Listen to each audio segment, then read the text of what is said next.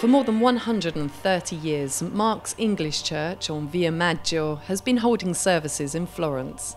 Back in 1877, a congregation started close by here. It was so popular, the church expanded. The building itself is unique in the quality of the pre-Raphaelite stenciling and decoration, and the works of art from that period. When this church was built it was finished in 1881, it was at the height of that movement in art. And many of the the most famous pre-Raphaelites were involved in the decoration of this church, and some of them were actually members of the congregation on and off. We imagine that, the English scene kind of took things from other cultures, and particularly Italy, as inspiration and, for ideas and design and so on. But in this church you find many works of art by local Italians who were influenced by what was going on in Britain. So it's kind of like the other end of the story, if you like, and I just think that it has a very special, place really, historically, in many ways, in terms of its art. The one just here actually by Giuseppe Catini. Now, when I first walked into this church, I looked at that from a distance and thought that's a classic English pre-Raphaelite. It's beautifully done, it's the Annunciation, and it has some wonderful relief work on it, and it looks quite contemporary in some ways. Actually, that was painted in the 1890s by this professor of art in Italy.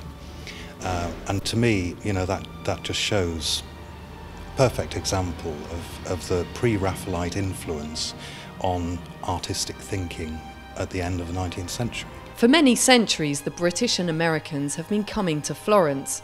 It was one of the destinations for the Grand Tour for wealthy aristocracy wishing to learn more about the Renaissance, history, and generally expanding their education. It's not surprising then that the congregation here has had some high-profile members and benefactors, including some members of the British royal family. The cultural programme here at St Mark's Church is a crucial part of their work. They focus on three main areas, which is art, music and literature. For example, here in the church, every evening they have an opera recital.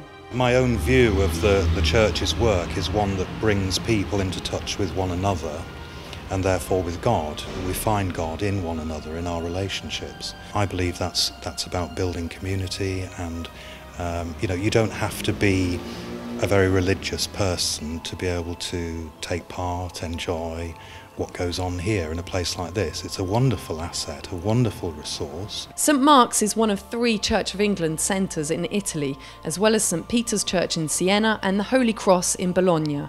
Here in Florence, it also has a close relationship with the American Church St James. Despite the name, it's not just expat British who come here. There are huge numbers of students, as well as many tourists who may be staying for a short time. And there are also many Italians. I would like to change the name of the church. I mean, historically it's been called St Mark's English Church. But of course, there aren't that many English people who use it. It should be St Mark's English Speakers Church or St Mark's Anglican Church, because of course we deal with people with the same language, and that's the point of it. So. And charity work is also at the heart of the church.